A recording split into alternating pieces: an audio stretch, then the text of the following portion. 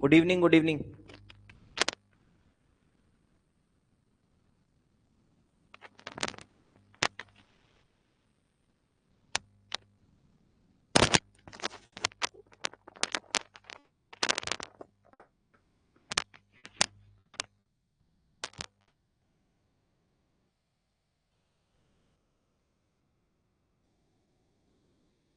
Okay,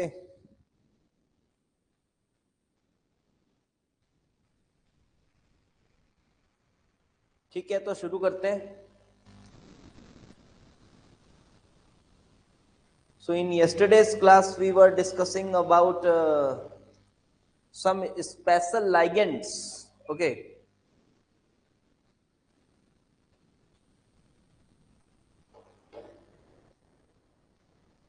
hybridisation define करने का मतलब नहीं है उस समय। हाइब्रिडाइजेशन पे कोई इफेक्ट नहीं पड़ता और हाइब्रिडाइजेशन डिफाइन करने का कोई मतलब नहीं है, बिकॉज एंगल वैंगल सब चेंज हो गया है बिकॉज ऑफ डिस्टॉर्शन। एंगल वैंगल ना सब चेंज हो गया है बिकॉज ऑफ डिस्टॉर्शन। तो हाइब्रिडाइजेशन एज सच वहां डिफाइन करने का कोई मतलब नहीं है। और हाइब्रिडाइजेशन एक थ्योरेटिकल कॉन्सेप्ट है, तो वहां पर हाइब्रिडाइजेशन आप ऐसा नहीं बोलेंगे कि कुछ और हो रहा है। तो ठीक है, आपको पूछा जाए तो आप नॉर्मली sp2 ही बोलेंगे, हाइब्रिडाइजेशन में कोई खास इफेक्ट नहीं। ठीक है, तो लास्ट मैंने शायद आपको पढ़ाया था कार्बन मोनोऑक्साइड के, हमने कुछ क्वेश्चन किए थे। ठीक, और अब आगे बढ़ते हैं। अगला लाइगेंड है NO एज अ लाइगेंड। ये थोड़ा परेशानी देता है NO, क्योंकि ये थोड़ा सा ना समझ में नहीं आता यार, जब NO लिखा रहता है कि वो NO प्लस है या फिर न्यूट्रल NO है। ये वाली दिक्कत रहती है हमेशा कि वो NO प्लस है या न्यूट्रल NO है। देखो, ये NO जो है ये तीन तरह का हो सकता है। ओके, NO जो है ये तीन तरह का हो सकता है। एक तो ऐसा हो सकता है कि NO लिखा हो तो ये हो NO प्लस। ओके, एक हो सकता है NO प्लस, एक हो सकता है ये NO, और एक हो सकता है NO माइनस। तो अभी NO माइनस जो है इसका जो स्ट्रक्चर होता है थोड़ा बेंट शेप का होता है। ओके, तो यहां पर NO माइनस है, सो NO माइनस थोड़ा बेंट शेप का होता है। तो देखो, NO माइनस बेंट शेप का है, आप इस तरह से देख सकते हैं, it is like NO minus, क्योंकि आपके पास लोन पेयर आ जा रहा है। ओके, NO माइनस ये बेंट शेप का होता है। अब आप बोलोगे कि बेंट शेप कैसे हो गया सर NO माइनस का? एक्चुअली वो बात हो रही है जब वो मेटल के साथ लगा हुआ है तब की। जब वो मेटल के साथ लगा है तो बेंट शेप हो जाएगा ऐसा। M है और फिर आप इधर NO माइनस, तो NO minus will have a lone pair like this. तो इसके पास एक लोन पेयर होगा और इस वजह से ये थोड़ा बेंट शेप का स्ट्रक्चर आएगा। मेटल के साथ it will be bent shape. तो ये थोड़ा अलग है क्योंकि बेंट शेप है, लेकिन इन दोनों में ना शेप दोनों का लीनियर होता है। दोनों ही लीनियर होते हैं, इलेक्ट्रॉन देने के बाद दोनों ही लीनियर होते हैं। और अब ये लीनियर है तो इनमें थोड़ा डिफरेंशिएट करना हमको पता होना चाहिए कि यार कैसे डिफरेंशिएट करें। तो ट्रिक बता रहा हूं जिससे आप ठीक ठाक से डिफरेंशिएट कर पाएंगे बिटवीन दीज टू। ठीक है, एक ट्रिक बता रहा हूं जिससे आप ठीक ठाक से डिफरेंशिएट कर पाएंगे बिटवीन दीज टू। और वो ट्रिक ऐसा है, देखिए, जैसे कि मानिए सबसे फेमस एक कॉम्प्लेक्स में लिखता हूं, ये तो बेंट शेप है। ठीक, बेंट शेप है, लेकिन हाँ ये बात सच है कि सर एग्जाम में तो हमको क्वेश्चन में नहीं बताएगा कि बेंट शेप है। अगर नहीं बताएगा तो कैसे करेंगे? हाँ, तो अगर नहीं बताएगा तो फिर आप NO माइनस और इनमें ना कोई खास तरीका है नहीं डिफरेंशिएट कर पाने का, उस शेप से पता चलता है, वो शेप से पता चलता है। ठीक है, तो कोई खास तरीका है नहीं डिफरेंशिएट कर पाने का उनको NO माइनस को इसके साथ। हाँ, बट इन दोनों को डिफरेंशिएट किया जा सकता है। अगर आप ये कंफर्म है कि यार या तो ये NO है या तो NO प्लस है, तब आप बता सकते हैं कि वो दोनों में क्या है। ठीक है, तब आप बता सकते हैं कि वो दोनों में क्या है, वो NO है या फिर NO प्लस है। कैसे? आपको एक बहुत ही फेमस कॉम्प्लेक्स बताता हूं मैं, that is brown ring complex. Brown ring complex क्या होता है? ब्राउन रिंग कॉम्प्लेक्स लिखिएगा example, brown ring complex. This is FeH2O5NO sulphate. Okay, this is the structure. अब यहां पर बहुत कंफ्यूजन आता है कि ये NO है क्या, ये NO है क्या, इस बात को लेके काफी कंफ्यूजन आता है। बिकॉज अगर आप देखो तो H2O तो तुम्हारा न्यूट्रल है, H2O तुम्हारा न्यूट्रल है, बट जब आप NO की बात करो और Fe की बात करो तो आपको फिर अजीब लगेगा, यार ये NO है कि NO प्लस है, कैसे पता करें? हाँ, मैंने बोल दिया NO माइनस नहीं है, NO माइनस नहीं है, ये मैंने बता दिया। अब आपको देखना है यार ये NO है कि NO प्लस। तो आप एक काम किया करो, आप इसको पहले NO इमेजिन करो। आप सोचो ये NO है, अगर ये NO है तो ये क्या होगा बेटा? फेरस होगा। ये अगर NO है तो ये क्या होगा? ये फेरस होगा। तो यहां NO लिखो, यहां फेरस लिखो, ऐसे। ठीक है, और अगर ये NO प्लस है, देखो ये कोई बहुत खास कॉन्सेप्ट नहीं है, एक ट्रिक है जिससे आप पहचान पाएंगे। अगर ये NO प्लस है तो फिर ये ऑब्वियसली फेरस नहीं हो सकता, ये तो Fe का +1 आयन हो जाएगा। यही पॉसिबिलिटी है। इतनी बात तो देख के ही समझ आ रही है, इतनी बात तो देख के समझ में आ रही है। ठीक है, तो अब आपको क्या करना है? अब आपको क्या करना है कि आपको देखना है कहां पर चार्ज डिफरेंस कम है। चार्ज डिफरेंस कम जहां होगा उसको आप सिलेक्ट करेंगे। जहां चार्ज डिफरेंस कम होगा, यानी कि यहां पर आप देखिए चार्ज डिफरेंस जो है वो 2 यूनिट का चार्ज डिफरेंस दिख रहा है, लेकिन यहां पर आपके पास 0 यूनिट का चार्ज डिफरेंस दिख रहा है।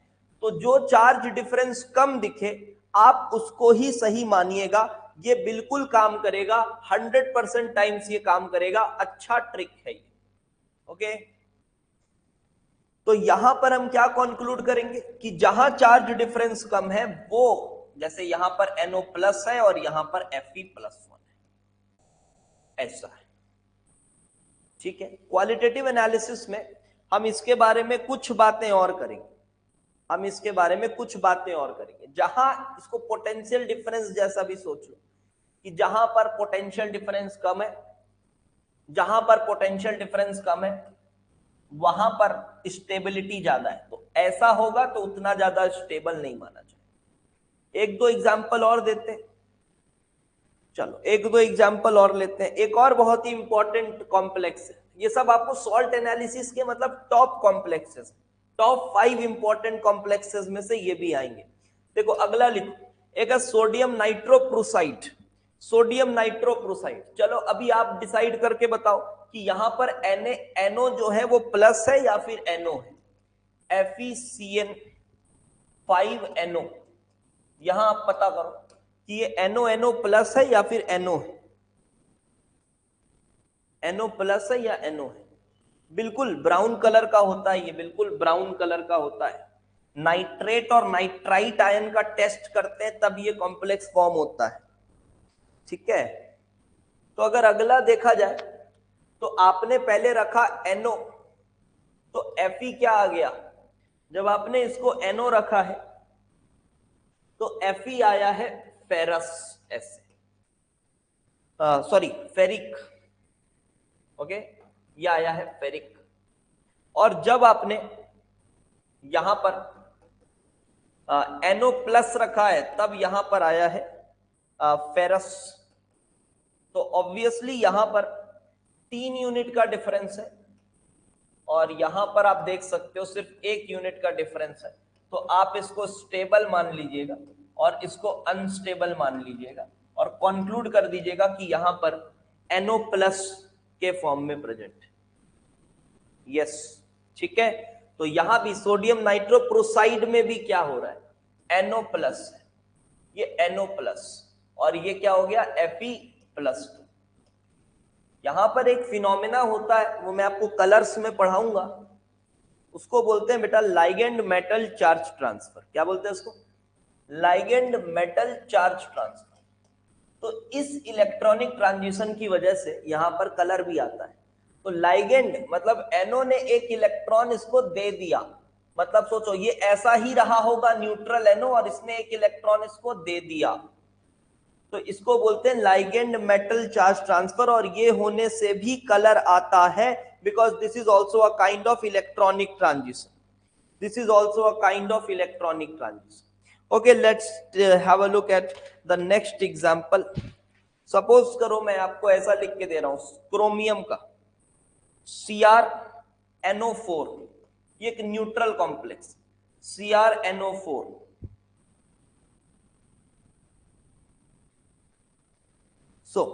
ये CrNO4,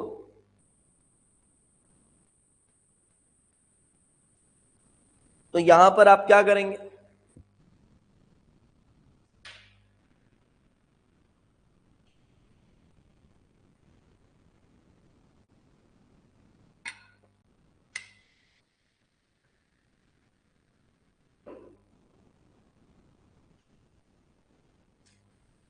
आई होप आपको समझ आ गया होगा। आप अगर NO लेते, क्योंकि ये बेटा नेट इसमें कोई चार्ज नहीं, इसमें नेट कोई चार्ज नहीं है, तो सीधी सी बात है दैट अगर ये NO है तो क्रोमियम जीरो है, क्रोमियम जीरो, NO जीरो है तो क्रोमियम जीरो। देन अगर ये NO प्लस, अगर ये NO प्लस है तो क्रोमियम क्या है, क्रोमियम क्या है, तब तो क्रोमियम -4 है, -4 है, NO प्लस है, क्रोमियम -4 है। तो यहां पर ये तो अच्छी बात है नहीं, बहुत पोटेंशियल डिफरेंस है दोनों के बीच में, ये इस तरह से रहे, इस तरह से रहेगा, ठीक है। तो यहां पर this is stable, this is unstable, बस इस तरह से आप दो चार मैं एग्जांपल बता रहा हूं, आप इससे जैसे एक और लो, FeCO carbonyl and NO, rare complex है, कैसे बनता है बता रहा हूं, ये कैसे बनता है बता रहा हूं, इंपॉर्टेंट बात आएगी। तो यहां पर भी आप चेक कर सकते हैं बेटा कि ये NO के साथ ही अच्छे से रहेगा, तो यहां पर Fe रहे, इधर Fe रहे और इधर NO रहे, इधर Fe रहे और इधर NO रहे। Cr की +4 ऑक्सीडेशन हो सकती है ना, NO माइनस हो तो, हाँ बिल्कुल हो सकती है, बट मैंने कहा ना कि NO माइनस का हमको नहीं पता, कैसे पता करें, उसको स्ट्रक्चर देख के पता चलता है बस। बाकी उसके लिए अगर डिफरेंशिएट करना है आपको तो डिफरेंशिएट आप नहीं कर सकते, ठीक, NO माइनस को आप डिफरेंशिएट नहीं कर सकते। होने को हो सकता है, बट यहां पे पहले से कंडीशन दे दी गई है कि भाई NO माइनस की कंपैरिजन नहीं कर रहे हैं, NO और NO प्लस की कंपैरिजन कर रहे हैं। And this is FeNO। तो यहां पर अगर आप NO माइनस ले, NO प्लस लेते हैं तो Fe-2 होना पड़ेगा, दिस इज अनस्टेबल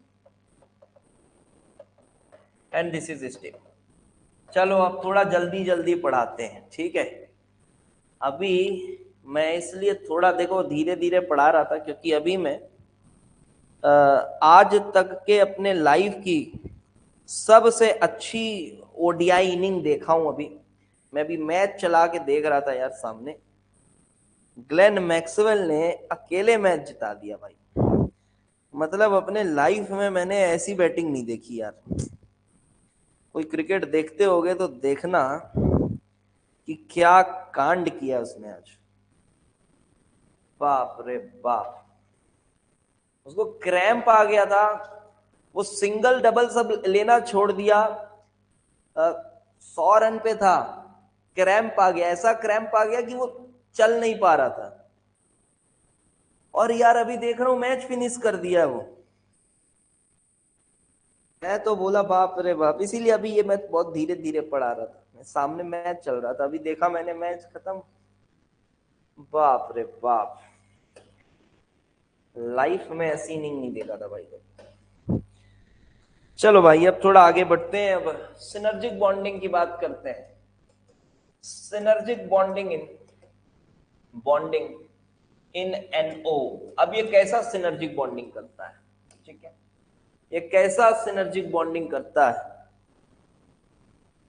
वही तो यार, 82 पे 7 था और चेस कर लिए 7 विकेट। बाप रे, सिनर्जिक बॉन्डिंग कैसे होती है इसमें? देखो NO का आपने एमओ डायग्राम पढ़ा था, इसका आपने एमओ डायग्राम पढ़ा था। ओके, सो NO क्या है? NO it is a 15 electron species. तो ये 15 इलेक्ट्रॉन स्पीसीज है, और जब इसकी आप इलेक्ट्रॉनिक कॉन्फ़िगरेशन लिखते हो तो आपको पता है कि ये सिग्मा 2p z में 2 इलेक्ट्रॉन होते हैं इसके, और उसके बाद इधर पाई स्टार में जाता है इलेक्ट्रॉन। याद आ रही है बात? ये पाई स्टार में जाता है इलेक्ट्रॉन। थोड़ा स्पेशल लाइगेंड है, ध्यान से सुनना इस बात को, ठीक है। यहां पर 2 इलेक्ट्रॉन होते हैं और पाई स्टार में जाता है 1 इलेक्ट्रॉन, ऐसा होता है। This is pi star and this is sigma 2pz। Now what will happen, ये कैसे काम करता है वो समझते हैं, ठीक है। इसमें सिनर्जिक बॉन्डिंग कैसे होती है? जैसे सपोज करो आपके पास यहां पर मेटल है, तो मेटल 1 इलेक्ट्रॉन तो नहीं लेता कभी, ऐसा कोई लाइगेंड नहीं है जो सिंगल इलेक्ट्रॉन दे। समझना बात को, ठीक है, थोड़ा सा स्पेशल केस है इसीलिए स्पेशल में पढ़ा रहे हैं। ऐसा कोई लाइगेंड नहीं जो सिंगल इलेक्ट्रॉन दे। तो सिंगल इलेक्ट्रॉन देगा तो फिर मजा नहीं आएगा, लेकिन यार अब ऐसा रूल भी नहीं वायलेट कर सकते आप, क्योंकि होमो तो यही है ना, होमो तो यही है, तो पहला इलेक्ट्रॉन तो यहीं से जाना चाहिए, पहला इलेक्ट्रॉन तो यहीं से जाना चाहिए। तो ये इलेक्ट्रॉन देता है मेटल को, ठीक है, चलो मान लिए ये वेकेंट ऑर्बिटल्स हैं मेटल के, तो मेटल को इलेक्ट्रॉन मिलता है, मेटल को इलेक्ट्रॉन मिलता है, वेकेंट ऑर्बिटल मानो, और कुछ फील्ड ऑर्बिटल भी आप मान लो कि कुछ फील्ड ऑर्बिटल भी हैं, कुछ वेकेंट ऑर्बिटल भी हैं।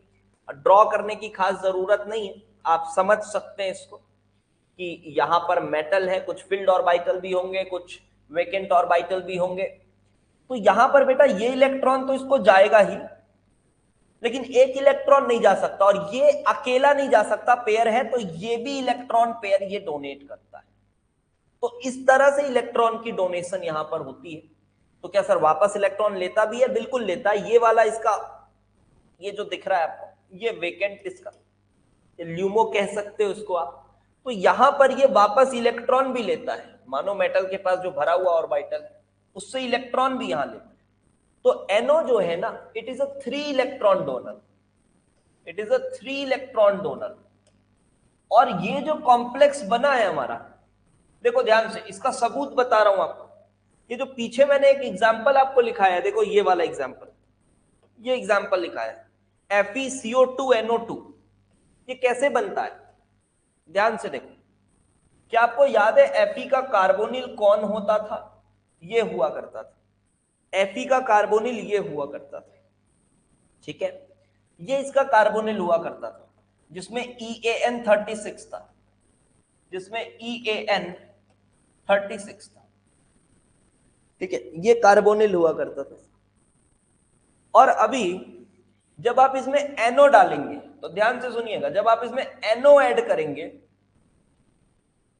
तो ये जो NO है ना, जैसे मानो आपने यहां पर 2 NO को ऐड किया, सर 2 ही क्यों हुआ? नहीं, उसके पीछे कोई लॉजिक नहीं है कि 2 ही क्यों हुआ। आप बस ऐसे समझिए, जब आप इसको NO ऐड करेंगे, सपोज आप 2 NO के मॉलिक्यूल आप इसमें ऐड करेंगे, तो आपको CO कितने निकालने पड़ेंगे, समझ आ रहा है? क्योंकि NO बेटा 3 इलेक्ट्रॉन डोनर है, 3 इलेक्ट्रॉन डोनर है NO। तो 2 अगर NO के लाइगेंड्स जाएंगे तो वो एक्चुअली में 6 इलेक्ट्रॉन लेकर जाएंगे, वो 6 इलेक्ट्रॉन लेकर जाएंगे।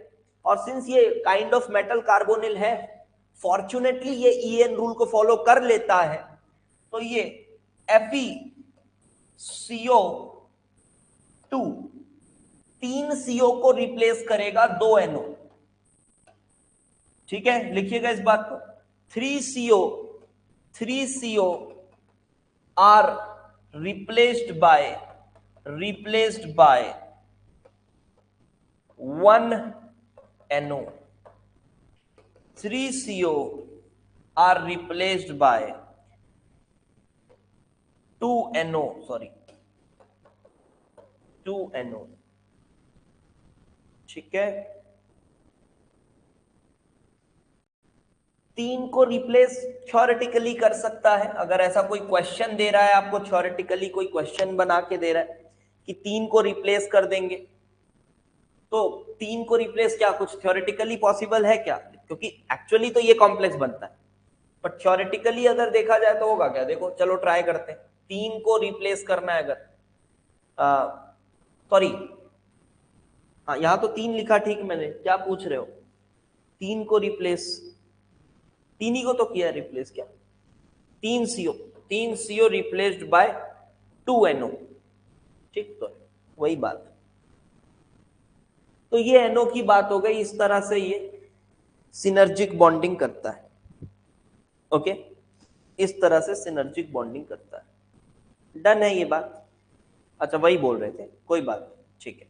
नेक्स्ट, अब लिखो, बस हो गई, NO की बात हो गई, थ्योरी शुरू करते हैं। अभी कुछ ऐसे लाइगेंड्स हैं, इसमें क्या होगा देखो, synergic bonding in PX3 SX2 ASX3, इसमें सिनर्जिक बॉन्डिंग की बात। Synergic bonding in these are the ligands belonging to the class of ligands which donates via sigma. They are sigma donors. And do they accept electrons? Yes, because they do not contain any negative charge. So they have vacant d orbitals also, so they can accept back in vacant d orbitals. Got it? पहले बातें हो चुकी हैं, sigma donor and vacant D acceptor, तो ये बात हो गई। This is sigma donor and vacant D acceptor. But एक बात मैं आपको बताना चाहता हूं, जैसे कार्बोनिल में CO में क्या हुआ करता था कि जब हम इलेक्ट्रॉन देते थे फिर वापस लेते थे, तो CO का जो बॉन्ड ऑर्डर था ये घट जाता था, CO का बॉन्ड ऑर्डर घट जाता था। अब आप बताओ, जब यहां पर सपोज करो PX3 या PF3 जो भी है, जब वो ऐसा काम करेगा, PF3 यहां पर वेकेंट ऑर्बिटल आप इमेजिन कर लीजिए, और साथ ही साथ यहां पर ये फील्ड ऑर्बिटल जिससे ये इलेक्ट्रॉन दे रहा है मेटल को, ये मेटल को इलेक्ट्रॉन दे रहा है और मेटल से वापस इलेक्ट्रॉन ले रहा है कुछ इस तरह से। तो क्या इससे PF के बॉन्ड पे कोई फर्क पड़ेगा? ये बताओ, क्या इससे PF के बॉन्ड में कोई फर्क पड़ेगा? बस ये बताना है आपको। Does it affects PF bond?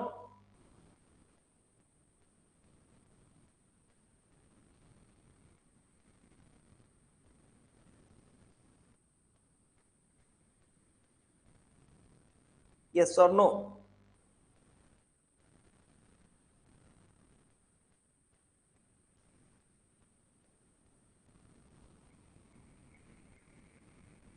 नहीं पड़ेगा। ठीक है, क्यों पड़ेगा? नहीं पड़ेगा, क्योंकि इसके बॉन्डिंग ऑर्बिटल में कोई फर्क नहीं पड़ेगी। देखो बॉन्डिंग इस इलेक्ट्रॉन डेंसिटी में कोई फर्क नहीं पड़ता। नॉर्मली देखना है तो कुछ नहीं फर्क पड़ता, क्योंकि इलेक्ट्रॉन आ रहा है वेकेंट डी में आ रहा है। ठीक है, तो उससे इसके बॉन्ड ऑर्डर में वगैरह में कोई फर्क नहीं पड़ता। लिख लो, कंक्लूड करो। Bond length of PF bond is not affected. Bond order या फिर बॉन्ड लेंथ बोल सकते हो। Bond length of PF bonds is not affected because electrons are accepted in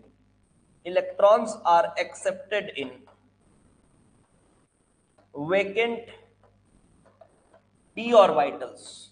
तो तो वैकेंट डी ऑर्बिटल में इलेक्ट्रॉन आ रहा है तो उससे कोई पीएफ बॉन्ड में फर्क नहीं पड़ेगा।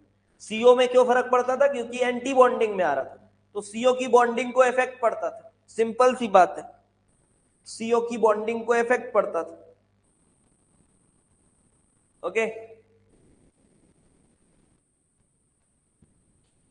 नाउ अगला एक और छोटा सा एग्जांपल लिख लो, ये सभी में ऐसे ही चलेगा ना, PF3 और ये सभी में। नेक्स्ट एग्जांपल लिखो, hydrogen as a ligand, hydrogen as a ligand, as a ligand ऐसे।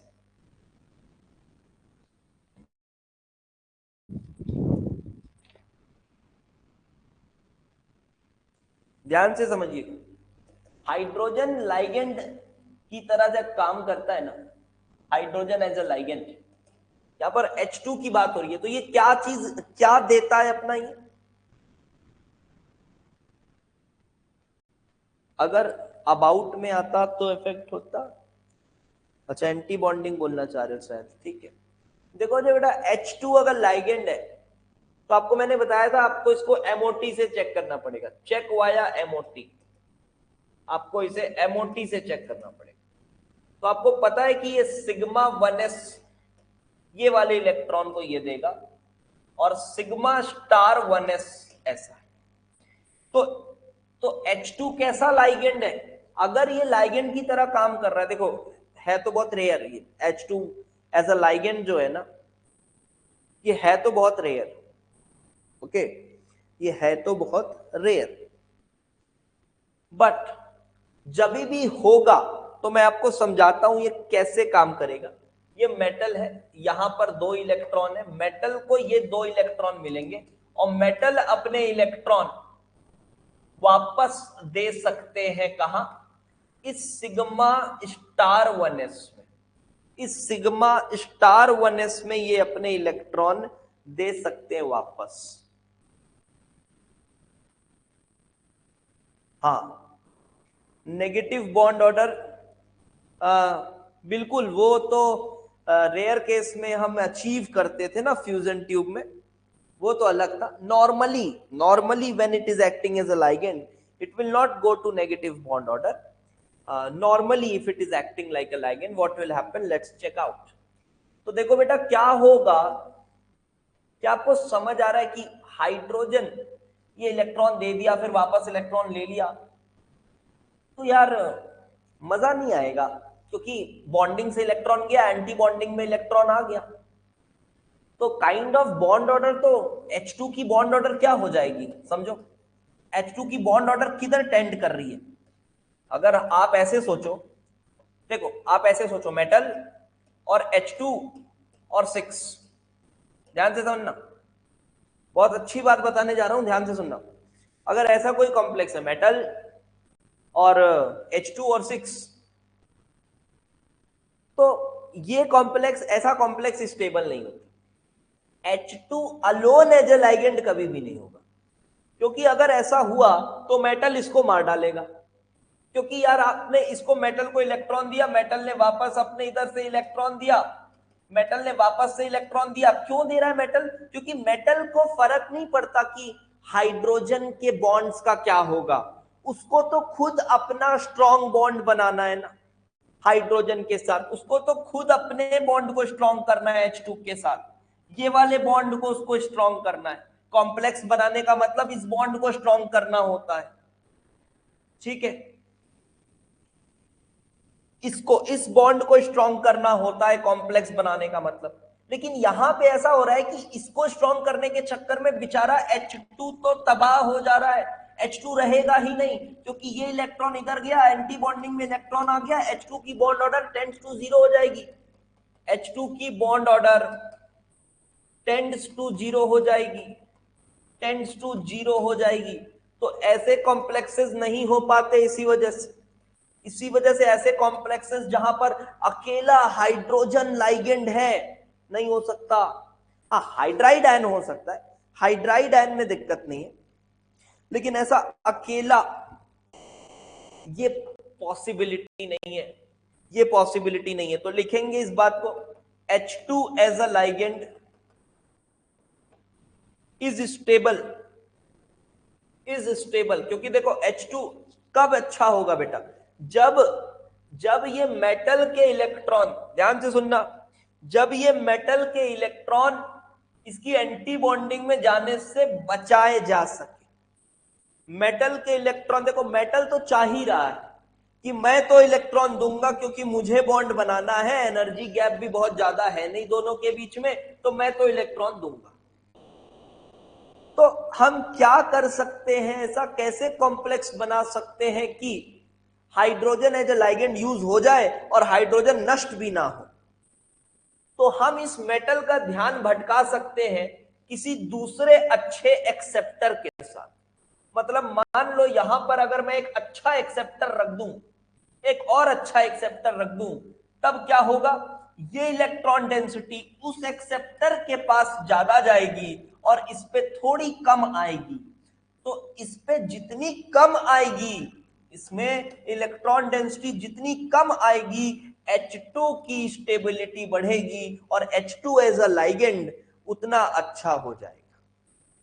ठीक है, H2 एज अ लाइगेंड उतना अच्छा हो जाएगा। तो लिखो, ये बात समझ आई होगी। तो H2 as a ligand is stable when good acceptors are present in complex में जब अच्छे एक्सेप्टर है तभी ऐसा हो। So electron cloud in sigma star में electron cloud, so electron cloud in sigma star will decrease and which increases the stability of hydrogen, which increases the stability of hydrogen, which increases the stability of hydrogen. Okay, तो ये ऐसा हो सकता है।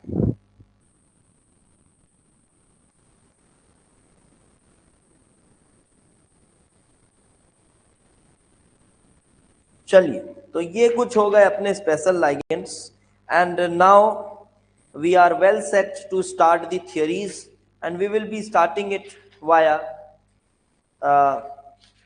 Werner's theory. So bonding theories in coordination chemistry, write down the topic, bonding theories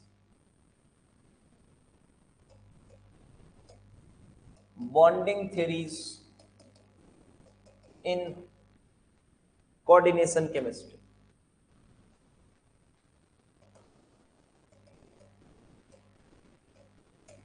तो इसमें हमने सबसे पहले पढ़ना है शुरुआत वर्नर्स थ्योरी से,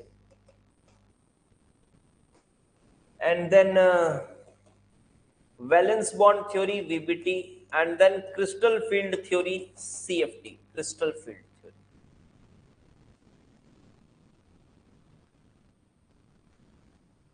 हाँ, कोई कंपाउंड है ना H2 लाइगेंड का, है ना, कार्बोनिल सी है, H2 लाइगेंड का कार्बोनिल होता है, 5 कार्बोनिल लगा दो और एक H2 लगा दो आयरन के साथ, वो कॉम्प्लेक्स होता है। एक और रेयर कॉम्प्लेक्स है, आयरन के साथ था या आयरन की फैमिली, मॉलिबेडम के साथ था शायद, एक मॉलिबेडम के साथ भी कॉम्प्लेक्स होता है आयरन का, इसका H2 एज अ लाइगेंड मॉलिबेडम के साथ होता है, CO5H2, ये कॉम्प्लेक्स बहुत रेयर है, बट होता है। ठीक है, मॉलिबेडम के साथ होता है।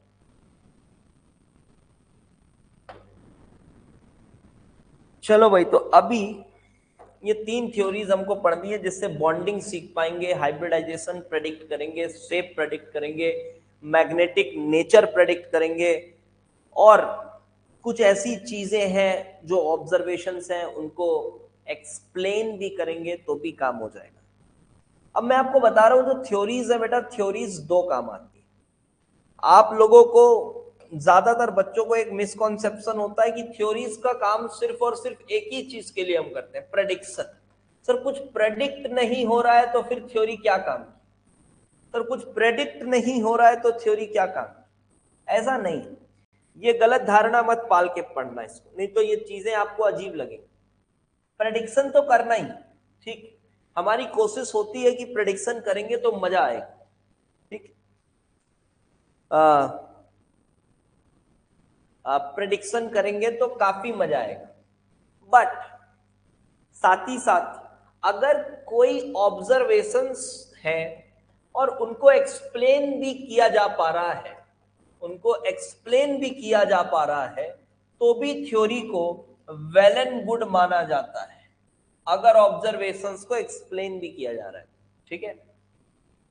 तो ये तीनों थ्योरीज को मैं आपको एकदम सच्चाई के साथ बताऊंगा कि कौन सी थ्योरी में क्या चीजें थी, क्या नहीं थी, क्या ड्रॉबैक था। इनके ड्रॉबैक्स को लेके बहुत गंद मची हुई है मार्केट में, अच्छे अच्छे टीचर्स उटपटांग तरीके से इनके ड्रॉबैक्स बताते हैं। अच्छे अच्छे से जब मैं बात कर रहा हूं तो मैं टॉप टीचर्स की बात कर रहा हूं, नाम नहीं ले रहा। मैंने देखा है उटपटांग से ड्रॉबैक्स बताते हैं जो एक्चुअल में उसका ड्रॉबैक नहीं है, उसका कुछ और ड्रॉबैक है। यहाँ आपको जो भी ज्ञान मिलेगा वो 100% कॉन्सेप्चुअली करेक्ट होगा, ठीक है। तो चलिए बात करते हैं उसकी। तो शुरुआत तो आज करेंगे बेटा इस थ्योरी के साथ, एकदम शुरुआती, अल्फ्रेड वर्नर। तो ये भाई साहब ने एक्चुअली में कोऑर्डिनेशन केमिस्ट्री की शुरुआत इसी ने की थी, वर्नर्स थ्योरी। इसने खोज किया था कोऑर्डिनेशन कॉम्प्लेक्स का, खोज किया था इसने कि यार हाँ ऐसी भी कोई चीज होती है, नॉर्मल डबल सॉल्ट से हटकर भी कुछ चीजें होती हैं, उसका इसने खोज किया था। और शायद ईयर 1913 था, I don't exactly remember it. Alfred Warner को नोबेल प्राइज मिला था, ओके। अपने बहुत, और इसका कोऑर्डिनेशन केमिस्ट्री की डिस्कवरी तो इसने पहले कर दी थी, बट जब नोबेल प्राइज इसको मिला तो काफी दिनों के बाद मिला था इसको नोबेल प्राइज, शायद ईयर 1930। एंड इसने जब डिस्कवर किया था, सोचो आप, इतनी गजब की बात है, उस समय इलेक्ट्रॉन्स वगैरह भी डिस्कवर नहीं हुए, और उस समय यूजिंग सिंपल रिएक्शन टेक्निक्स। मतलब ऐसा कोई, अब आप सोचो, आप इलेक्ट्रॉन के बारे में नहीं पता है, इलेक्ट्रॉन ही नहीं डिस्कवर हुआ है, तो कोई इक्विपमेंट्स या फिर कुछ टेक्नोलॉजी की तो बात ही नहीं है कि उसके पास कुछ ऐसी टेक्नोलॉजी हो जो जिससे उसने देख लिया और स्ट्रक्चर्स को मेजर कर लिया, कुछ ऐसा कुछ कर ही नहीं सकता। इसने सिंपल रिएक्शंस करके, कुछ रिएक्शंस करेंगे, भी बताएंगे हम क्या रिएक्शंस किया था इसने, कुछ रिएक्शंस करके इसने बस चीजों को एक दिशा दे दी कि हाँ यार ऐसा होता है, ऐसा हो सकता है, ठीक है। तो इसने क्या किया देखो, मैं एग्जैक्टली एक एक चीज तो नहीं पढ़ेंगे कि क्या किया, बट हाँ आपको एक आइडिया हो जाएगा कि कैसे इसने किया। Using simple reaction techniques he discovered the existence of coordination compound. He just took cobalt chloride and added ammonia to it. Cobalt chloride लिया, नॉर्मल कोबाल्ट क्लोराइड, उसमें अमोनिया डाला, ठीक है। अलग अलग रेशियो में अमोनिया को इसने मिलाया, कोबाल्ट क्लोराइड और अमोनिया। फिर उसके बाद यहां इसको कुछ मिला होगा, उसको इधर कुछ मिला, और इसमें सपोज करो इसने ऐसा 1:6 के रेशियो में अमोनिया को मिलाया, 1:6 के रेशियो में अमोनिया को मिलाया, और फिर यहां कुछ बना होगा। क्या बना होगा? तो उसने बोला ठीक है ऐसा कुछ बना होगा, COCl3.6NH3, कुछ ऐसा बना होगा। अभी तो नहीं पता कि कॉम्प्लेक्स जैसा कुछ है, उसने बोला हाँ ये मिल गया होगा, कुछ ऐसा बना होगा, पता नहीं क्या बना है। उसके बाद एक बार इसने इसको 1:5 के रेशियो में मिलाया, तब उसने देखा कि क्या बना होगा, तो उसने बोला यार क्या बना होगा, 5 है तो कुछ ऐसा बना होगा, COCl3.5NH3, और क्या, इसमें क्या खास बात है, ऐसा बना होगा। उसके बाद इसी तरह से आप ऐसे सोचो कि 1:4 के रेशियो में मिलाया होगा, 1:4 के रेशियो में मिलाया होगा, ये कुछ ऐसा बना होगा, उसने बोला ऐसा ही कुछ बना होगा। 4NH3। अब एग्जैक्टली तो पता नहीं है, तो बस फॉर्मूला लिख रहा है वो कि हाँ फॉर्मूला तो यही होगा, because law of conservation of mass वगैरह तो डिस्कवर हो गया था, तो इतना तो पता था कि यार कुछ लॉस तो नहीं होगा मास का, चीजें ऐसी रहेंगी। अब उसने जब इन सैंपल्स में AgCl डाला, सॉरी AgNO3 डाला एक्सेस में, सिल्वर नाइट्रेट जब उसने डाला एक्सेस में, so what he observed was surprising. So उसमें सिल्वर नाइट्रेट डाला, he observed that here he is getting 3 moles of AgCl. Look, because each of these compounds contain 3 chloride ions. Each of these compounds contains 3 chloride ions. So if I mix AgNO3 to each of these samples, I should get uh, 3 moles of AgCl each time. But his observation was shocking. He got 2 moles of AgCl this time and 1 mole of AgCl this time. अब देखो, अभी आप बोलोगे अरे sir ये तो आसान है, अरे आपको अभी पता है ना भाई, इसलिए आसान है। सोचो उस समय डिस्कवर करना कितना मुश्किल रहा होगा। अभी तो आपको पता है तो आप बोल दोगे हाँ आपको समझ आ गया कि हाँ क्यों हो रहा है। अभी आपको कोऑर्डिनेशन स्फीयर भी पता है, कौन सी चीज आयोनाइज हो सकती है ये भी पता है, आपको लाइगेंड भी पता है, सब पता है आपको, तो आपके लिए तो आसान है। ठीक है,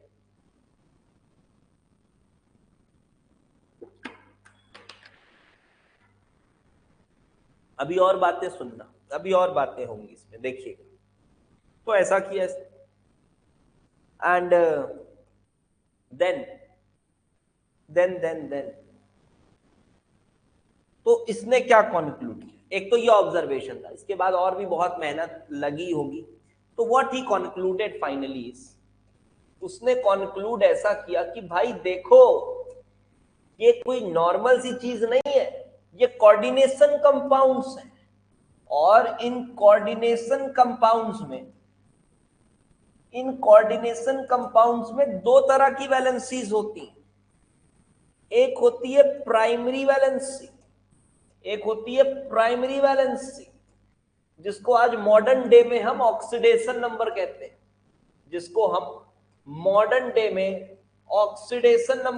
हैं, ठीक है। और एक होती है सेकेंडरी वैलेंसी, जिसको हम आज मॉडर्न डे में कोऑर्डिनेशन नंबर कहते हैं। मॉडर्न डे में हम इसको कोऑर्डिनेशन नंबर कहते हैं। मॉडर्न डे कोऑर्डिनेशन नंबर है, modern day oxidation number and coordination number. What he concluded कि भाई देखो ऐसा हो रहा है कि यहां पर ना TOCl3.6NH3, यहां पर ये जो अमोनिया है ये कुछ ऐसा हो गया है, ये कुछ इस तरह से है, ऐसा। और ये +3 नेट चार्ज है इस पे, तो इस +3 को बैलेंस करने के लिए 3 क्लोराइड आयंस है। ठीक है, ये तो आपको भी समझ आ रहा होगा, 3 क्लोराइड आयंस है इसको बैलेंस करने के लिए। तो ये जो चार्ज है ना, ये +3 वाला चार्ज, क्योंकि एक्चुअली यही इसका ऑक्सीडेशन नंबर भी है, लेकिन इसने इसको प्राइमरी वैलेंसी बोला था। ठीक है, इसको प्राइमरी वैलेंसी बोला है। ये जो कोऑर्डिनेशन स्फीयर पे जो चार्ज है ना, तो इसको प्राइमरी वैलेंसी बोला है, जिसको आप रफली मॉडर्न डे ऑक्सीडेशन नंबर भी बोल सकते हो, तो ये ऑक्सीडेशन नंबर। तो इसने कहा कि ये जो प्राइमरी वैलेंसी है ये आयोनाइजेबल है। अच्छा, ये आयोनाइजेबल है मतलब इसको आप आयोनाइज कर सकते हैं। जब आप पानी में जाएगा तो ये क्लोराइड आयंस टूट के बाहर चले जाएंगे, देखो वर्नर थ्योरी से आपको कुछ मदद नहीं मिलेगी अभी कि आप कुछ प्रेडिक्ट कर पाओ या फिर आपके ज्ञान में कुछ वृद्धि हो, ऐसा कुछ नहीं। हम सिर्फ उसको इज्जत देने के लिए ये टॉपिक को पढ़ रहे हैं। ठीक है, इससे कुछ ऐसा नहीं होगा आपको कि यार चलो यार ये तो हमको नहीं पता था, ऐसा नहीं होगा। बिकॉज पता आपको है, बट जब कुछ नहीं पता था और ये पता लगाया गया है तो ये बड़ी बात है। तो दिस इज आयोनाइजेबल, पानी में आयोनाइज हो जाता है ये। अच्छा, दूसरी चीज इसने ये भी कहा कि ये जो क्लोराइड आयंस है ना, ये प्राइमरी वैलेंसी को सेटिस्फाई कर रहे हैं।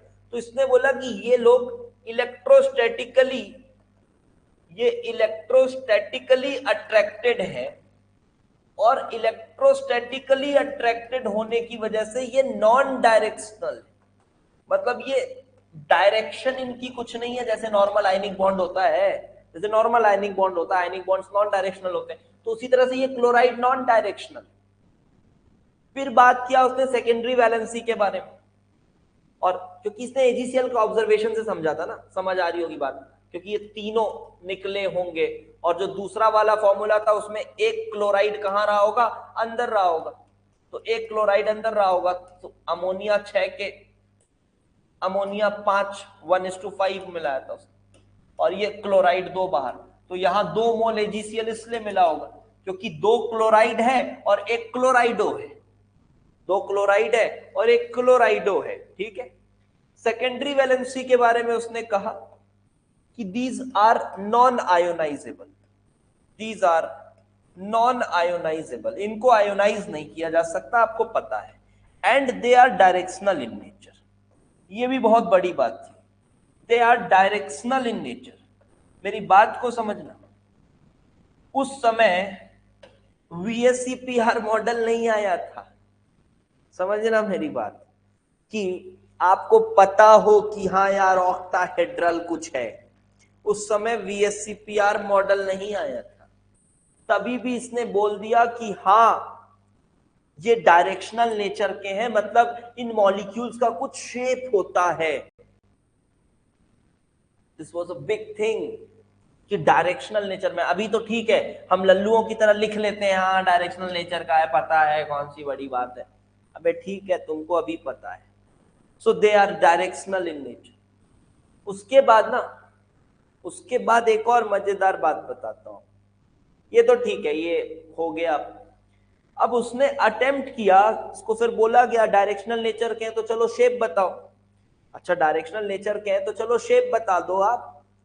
तो इसने बोला देखो यार ये कोऑर्डिनेशन नंबर 6 है, कोऑर्डिनेशन नंबर मतलब सेकेंडरी वैलेंसी है ना, इसके हिसाब से सेकेंडरी वैलेंसी, सेकेंडरी वैलेंसी 6 है, और अगर सेकेंडरी वैलेंसी 6 है तो 3 पॉसिबिलिटी हो सकती है। इसने अपनी गणित लगाई और बोला यार देखो 3 पॉसिबिलिटी है जो मुझे समझ में आ रहा है, ये या तो ये प्लेनर हेक्सागोन हो सकता है, या तो ये प्लेनर हेक्सागोन हो सकता है, या तो ये ट्राइगोनल प्रिज्म हो सकता है, या तो ये ट्राइगोनल प्रिज्म हो सकता है, या तो ये ऑक्टाहेड्रल हो सकता है। तो ये 3 पॉसिबिलिटीज इसने बोली, भाई देखो हम, मैं इन तीनों में कंफ्यूज हूं, इन तीनों में कुछ होगा, बट क्या होगा उसके लिए मुझे थोड़ा समय चाहिए, इसने समय मांगा, और उसके बाद फिर आगे की बातें की, planar hexagon, trigonal prism and octahedral. तो अब आपको इसका शेप तो पता ही है, planar hexagon like this, and trigonal prism तो प्रिज्मेटिक स्ट्रक्चर लाइक दिस, ये ऐसा, और फिर यहां से कुछ ऐसा प्रिज्म जैसा बना लो, ठीक, लाइक दिस, प्रिज्म जैसा कुछ बना लो, एंड देन उल्टा बना दिया,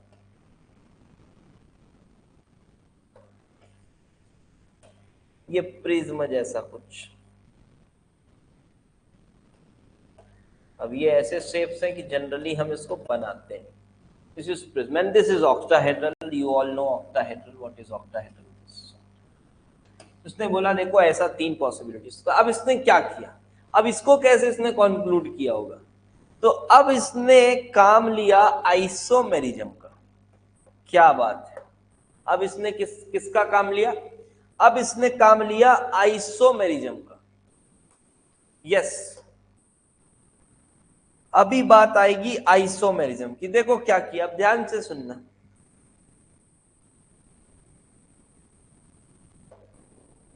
इसने बोला कि देखो कॉम्प्लेक्स है, complex and complex MX6 type, फिर MX5Y type, MX4Y2 type, MX3Y3 type.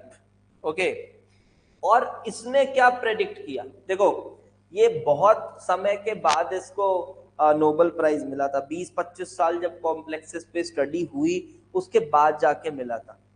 तो व्हाट ही डिड वाज कि ये कुछ अलग अलग तरह के कॉम्प्लेक्सेस, अलग अलग तरह के कॉम्प्लेक्सेस के फॉर्म्स लिखे जो आप अभी आइसोमेरिज्म में पढ़ चुके हो, और इसके बाद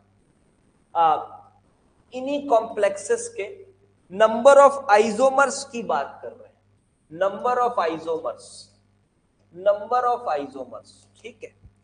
सो यहां पर इसने क्या बोला, ध्यान से समझना, यहां पर मैं लिख रहा हूं कि क्या क्या ऑब्जर्व हुआ, क्या क्या ऑब्जर्व हुआ, मतलब आफ्टर लॉन्ग रिसर्च कोई भी MX6 टाइप का, कोई भी MX6 टाइप का आइसोमर या फिर कॉम्प्लेक्स है तो उसके कितने नए नए आइसोमर्स बनाए जा सकते थे, या फिर बनाए जा सकते थे नए नए आइसोमर। सर कैसे बनाते हैं आइसोमर, कल हमने देखा था ना कैसे बनाते हैं, इसके हमने 2 आइसोमर प्रिपेयर किए थे ना, किए थे ना। एक बार सिस करने का तरीका देखो अलग था, ट्रांस करने का तरीका अलग था, हुए थे ना प्रिपेयर। दोनों को अलग अलग डिब्बे में रखा जा सकता है, ऐसे सोचो।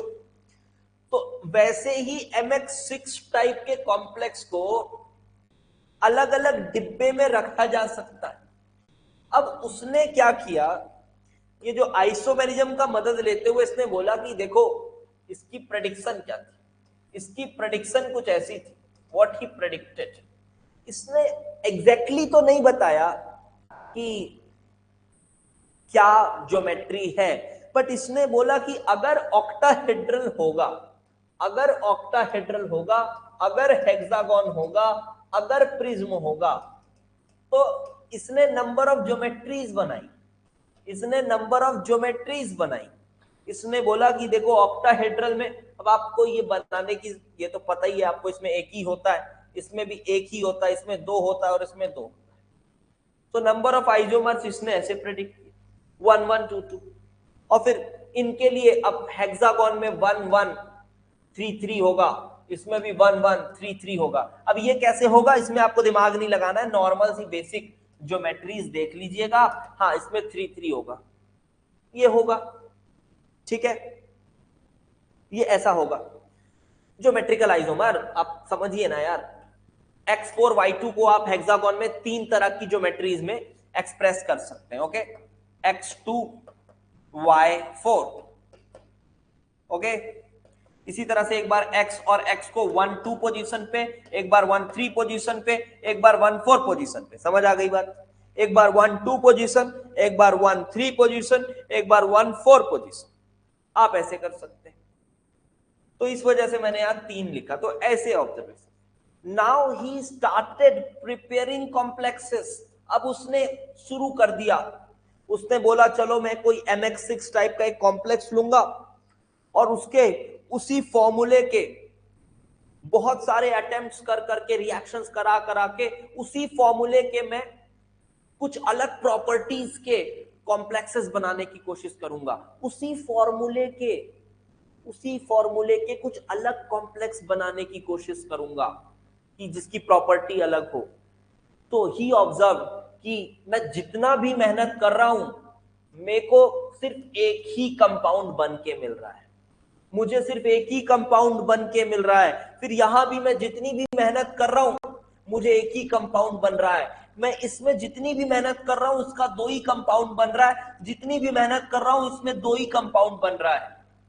और जब उसने ये ऑब्जर्वेशन देखा तो इसने बोला यार ये ऑब्जर्वेशन सबसे अच्छे से ऑक्टाहेड्रल के साथ फिट हो रहा है, ये सबसे अच्छे से ऑक्टाहेड्रल के साथ फिट हो रहा है। और इस वजह से इसने बोला कि देखो थ्योरेटिकली तो ये पॉसिबल थे, बट मेरे रिसर्च के हिसाब से ये दोनों पॉसिबल नहीं है। उसने बोला ऑक्टाहेड्रल पॉसिबल।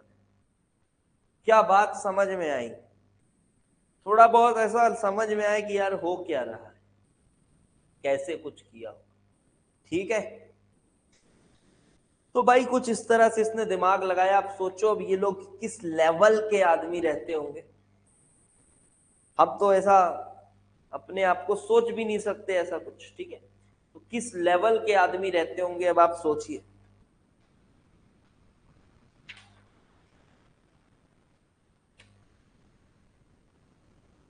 ठीक, आगे बढ़ते हैं, आगे बढ़ते हैं। नेक्स्ट,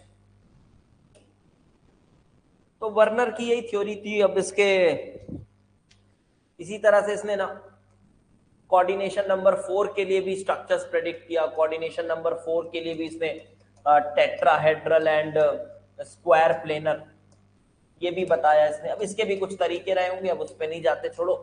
टेट्राहेड्रल स्क्वायर प्लेनर इसने बोला कि हाँ ये दो हो सकते हैं, यूजिंग हिज रिसर्च पेपर्स उसने बोला ऐसा हो सकता है। तो बहुत सारा कुछ इसने किया, तो लिख लेते हैं एप्लीकेशन। एक तो फॉर्मूलाज बताया एंड दोस थिंग्स, ये हुई वर्नर थ्योरी की बात। अगर 1133 ऑब्जर्व होते तो हेक्सा और प्रिज्म में कैसे डिस्टिंग्विश करते? तो उसके लिए तो भाई वर्नर जैसा किसी को आना पड़ेगा, है ना। ये तो वही वाली बात हो गई।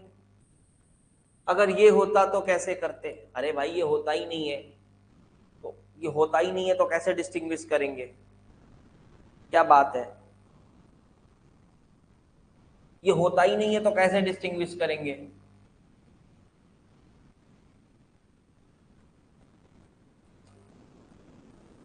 यहाँ कोई ऑन पेपर थोड़ी ना कुछ भी डिस्टिंग्विश कर देंगे। ऑन पेपर चल रहा है, कुछ गेम चल रहा है, मैथ्स चल रहा है, मैथ्स चल रहा है, सब कुछ तो ऑन पेपर ही हो जाता है उसमें। ऑन पेपर चल रहा है, कुछ भी कर देंगे। ऑन पेपर नहीं चल रहा है कुछ, जो होता ही नहीं है तो कैसे डिस्टिंग्विश करेंगे? ओके, सो दिस इज, अभी अगला जो टॉपिक है वो ये है। इसी में वर्नर थ्योरी में कुछ और मॉडर्न मेथड्स आए, कुछ मॉडर्न मेथड्स आए। कौन से मेथड्स? फिर इसके फर्दर थोड़े मॉडर्न मेथड्स आए, like cryoscopic, cryoscopic and इलेक्ट्रोस and electrolytic measurements. इस बात को समझिए। Okay, cryoscopic and electrolytic measurements, इससे कुछ बातें समझ में आई। क्या होते हैं ये क्रायोस्कोपिक मेजरमेंट्स? कोई बता सकता है जल्दी से क्या होते हैं? What are cryoscopic measurements? What are cryoscopic measurements? कोई बता सकता है? जल्दी बताओ, क्या होते हैं क्रायोस्कोपिक मेजरमेंट्स? कौन से चैप्टर में पढ़ा है आपने ये? बेटा आपने पढ़ा है क्लास 12 के लिक्विड सॉल्यूशंस, क्लास 12 के लिक्विड में कॉलिगेटिव प्रॉपर्टी याद आ रहा है? तो एक्चुअली कॉलिगेटिव प्रॉपर्टी मेजरमेंट्स की बात है। जो बच्चा अभी नहीं पढ़ा है वो परेशान नहीं होगा ज्यादा, ठीक, बहुत काम नहीं है इसका। तो कॉलिगेटिव प्रॉपर्टीज मेजरमेंट, जैसे देखो क्या किया गया कि ये कॉम्प्लेक्सेस को अगर मैं ऐसा डालता हूं और कंफर्मेशन आई इससे, ठीक है, ये सब थोड़े मॉडर्न मेथड्स आए तो थोड़ी कंफर्मेशन आई कि हाँ यार ये बातें तो सही कर रहा है ये, है ना, बातें तो सही कर रहा है, वर्नर ने सही बातें की थी। देखो जब इन्होंने क्या किया, COCl3 डॉट NH3 इस कॉम्प्लेक्स को या फिर इस फॉर्मूले को COCl3 डॉट 6 NH3 को और एक बार COCl3 डॉट 5 NH3 को, इन दोनों को इसने गिवन सॉल्वेंट में डाला। इसको क्या किया, गिवन सॉल्वेंट में डाला, गिवन सॉल्वेंट में डिसॉल्व किया और फिर सॉल्वेंट की क्रायोस्कोपिक मेजरमेंट्स करी। अब क्रायोस्कोपिक मेजरमेंट थोड़ा आप लिक्विड सॉल्यूशन पढ़े होगे तो समझ आ जाएगा, अगर नहीं समझ आता है अभी तो इससे कोई आपको चैप्टर में प्रभाव नहीं पड़ने वाला है। मैंने पहले ही बोला कि ये लिक्विड वर्नर थ्योरी से एग्जाम में कुछ नहीं आने वाला है, ठीक है, कुछ नहीं आने वाला है। तो गिवन सॉल्वेंट में आपने इसको डिसॉल्व किया, और गिवन सॉल्वेंट में आपने इसको जब डिसॉल्व किया और आपने क्या मेजर किया, फिर आपने मेजर किया colligative properties like elevation in boiling point, depression in freezing point, आपने ये सब मेजर किया, एलिवेशन इन बॉइलिंग पॉइंट वगैरह आपने मेजर किया। तो आप ये पा रहे हो, क्या आपने पढ़ा था कि एलिवेशन इन बॉइलिंग पॉइंट किस में ज्यादा आता है, किस में ज्यादा आता है, जिसका वांट ऑफ फैक्टर ज्यादा होता है, वांट ऑफ फैक्टर ज्यादा होता है। अच्छा, जिन बच्चों को नहीं पता है वांट ऑफ फैक्टर, मैं बता दूं, वांट ऑफ फैक्टर को अभी आप बेटा नंबर ऑफ पार्टिकल्स से सोच लो, ठीक है, किससे सोच लो, नंबर ऑफ पार्टिकल्स से सोच लो, कि जो ज्यादा पार्टिकल्स देगा उसकी बॉइलिंग पॉइंट ज्यादा बढ़ जाएगी सॉल्यूशन की, उसके सॉल्यूशन की बॉइलिंग पॉइंट ज्यादा बढ़ जाएगी। तो ये ऑब्जर्व किया गया कि ये वाली जो चीज है और ये वाली जो चीज है, इसके केस में ज्यादा एलिवेशन आ रहा था बॉइलिंग पॉइंट का, ये इसके केस में ज्यादा एलिवेशन आ रहा था, more elevation in boiling point was observed. और अगर मोर एलिवेशन ऑब्जर्व हो रहा है, इसका मतलब यहां नंबर ऑफ पार्टिकल्स ज्यादा होंगे, यहां पर नंबर ऑफ पार्टिकल्स ज्यादा होंगे। तो ये जो मॉडर्न मेथड्स हैं, they were supporting the conclusions of, they were supporting the conclusions of Werner.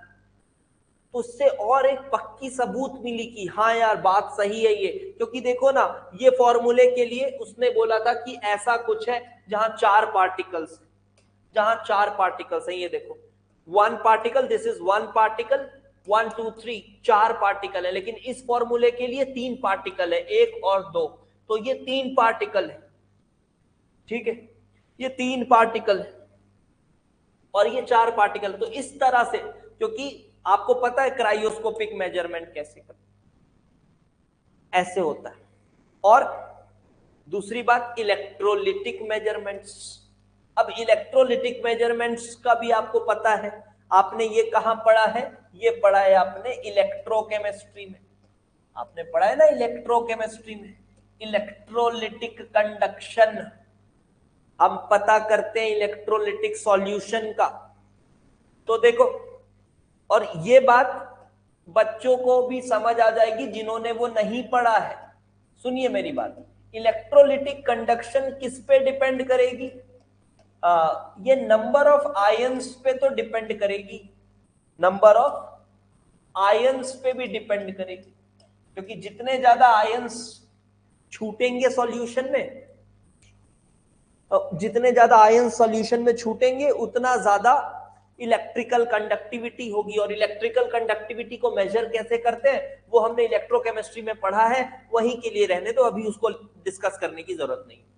तो नंबर ऑफ आयंस। और एक बात बताओ, मोर चार्ज, ये भी एक बात बताओ, मोर चार्ज ऑन आयंस, अगर चार्ज ज्यादा होगा, मतलब मान लो दो आयंस है, लेकिन एक +1 -1 वाला आयन है और दो आयन है, एक +2 -2 वाला आयन है, तो ये जो होगा ये ज्यादा कंडक्ट करेगा, ठीक है, this will be having higher conductivity, this will be having higher conductivity. देखो यहां भी दो ही आयंस हैं, एक आयन +1 -1, यहां पर भी दो आयंस हैं, एक +2 -2, बट जब हाई चार्ज होता है तो उसकी कंडक्टिविटी ज्यादा होती है, इलेक्ट्रोकेमिस्ट्री में पढ़ा है ये सब। तो मोर charge on ions increases the conductivity. तो अगेन अगेन ये भी मेथड से सबूत मिल रहा है, सिर्फ वही कर रहे हैं, अभी सबूत मिल रहा है कि हाँ ऐसा होता है। अभी अंदर की बॉन्डिंग समझे ही नहीं अपन, अभी अंदर की बॉन्डिंग नहीं समझे, अंदर की बॉन्डिंग वैलेंस बॉन्ड थ्योरी में समझेंगे। तो क्या ऑब्जर्व किया गया बेटा कि ये वाला जो कंपाउंड है COCl3.6NH3, इसमें आप देख सकते हो कि ज्यादा नंबर ऑफ पार्टिकल्स हैं, चार्जेस भी ज्यादा हैं, क्योंकि +3 वाला कॉम्प्लेक्स था ये, ठीक है, CONH3 6, यहां पे चार्ज भी ज्यादा है, देखो +3 का चार्ज, और आयंस भी ज्यादा है, तो has better conductivity, has better conductivity. तो ये मेजरमेंट्स हुए, जब थोड़ा सा जमाना मॉडर्न हुआ तो सपोर्ट मिला फिर, okay. So this was all about Werner's theory. This was all about Werner's theory. और इसमें कुछ नहीं देखने की जरूरत है, सिंपल सी बातें हैं। इस तरह से शुरुआत हुई। And next is valence bond theory. Valence bond theory, और ये वैलेंस बॉन्ड थ्योरी अब नेक्स्ट क्लास में पढ़ते हैं, कल पढ़ते हैं, ठीक है? नेक्स्ट क्लास टुमारो, कल ही स्टार्ट करते हैं ये थ्योरी को। तो कल की जो क्लास होगी that will be the most important class of the chapter, most important class of the chapter. किस टर्म्स में बोल रहा हूं मैं? Examination point of view, examination point of view से सबसे इंपॉर्टेंट क्लास कल होगी, जब हमें वैलेंस बॉन्ड थ्योरी को पढ़ना है और समझना है कि कैसे यूज करेंगे। Okay, this will be the most important class of the chapter, examination point of view.